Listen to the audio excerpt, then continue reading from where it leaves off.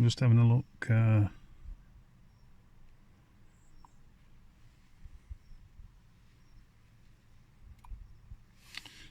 a look what we've got code-wise.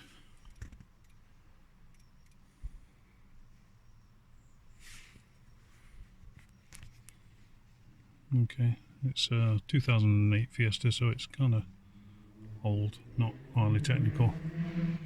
Look at PCM into that.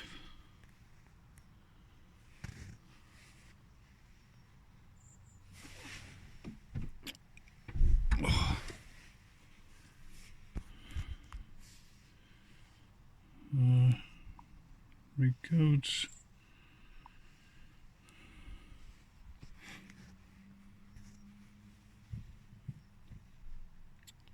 Fuel temperature sensor status low.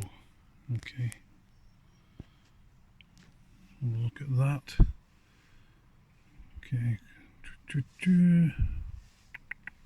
we'll go back away from that.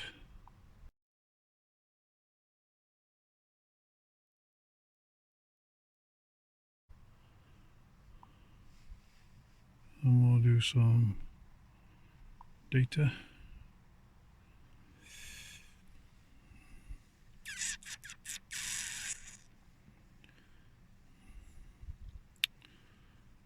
Running rough as a badges on tickover.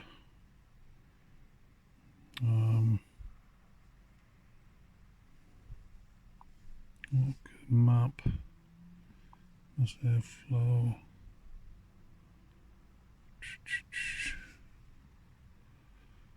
I'm looking for fuel rail pressure. Fuel rate temp. It said there's an issue with that. I'll look at that. Yeah, I think that'll do us, so I'll look at that. Right, let's crank it up.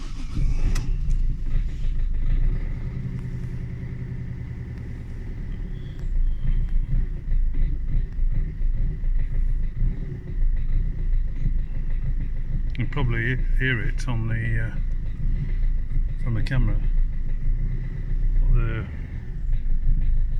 The rail pressure is jumping about all over the place.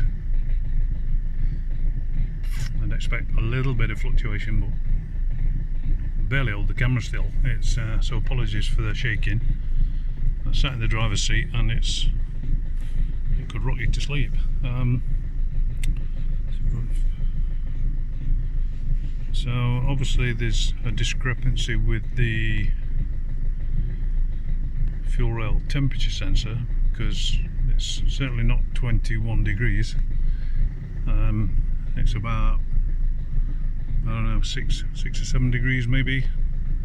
Really quite cold, wet, horrible. Map sensor.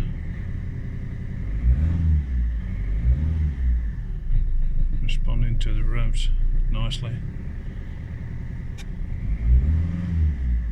This is the mass airflow. So questionable at the minute is, focus please, thank you, is the fuel rail pressure. It's fluctuating. Now look at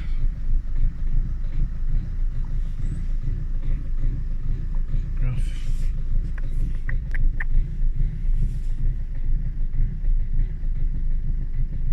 Yeah, it's blatantly obvious on the when it's laid out on a graph format. Flat line for the fuel rail temperature. Can't see that particularly causing this issue. That's fluctuating too much. Right, okay, let's have a look on. The car runs fine when it's accelerating, no problems, but as soon as you try to allow the engine to idle, to tick over, it will do it, but it's extremely rough and the engine is rocking and vibrating. What I found is that if the camera will pick that up, I think it will. if on the side here, with the airbox removed from this area, on the side here there's a priming bubble that's part of the system, and this one is like really past its best, I would say. It's really quite stiff. So if we just have a look, you can see the air moving inside the pipework. So there's quite a decent sized air bubble in there. So that's the return line. The feed line comes up from the tank into the filter, and then around here, and drops down to the pump, the high pressure pump behind, and up to this bubble through the fuel return solenoid there.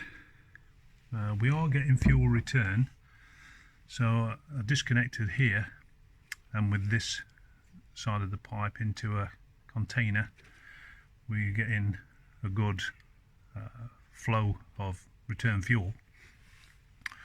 I did a leak-off test just for the hell of it as a mini, and these are really difficult. See if we can get...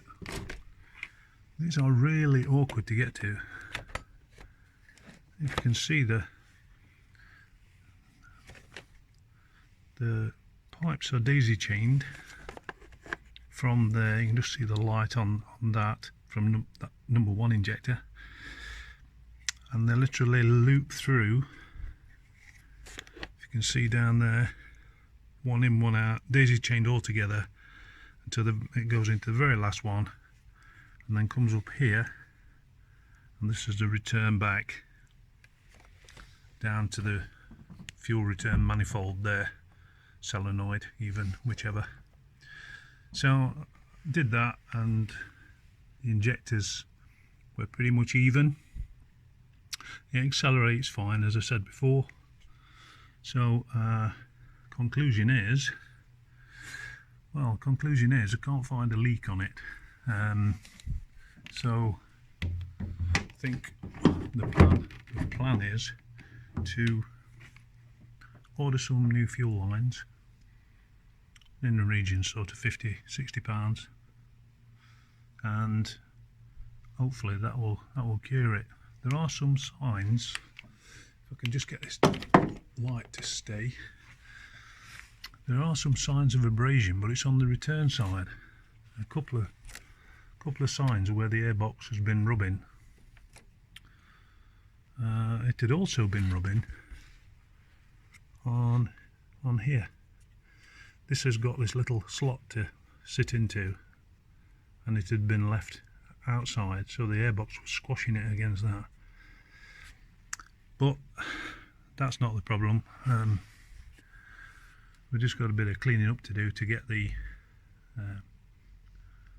some of this spillage away, because as the pipes are so low down, you can't clamp them near the injector. So on removing your test pipes from the test tubes from each injector, you get some spillage.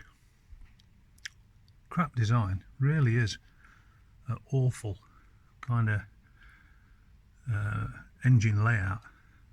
Anyway, it is what it is. So we'll get some new fuel lines, and we'll see if that cures the problem. Happy days, hopefully.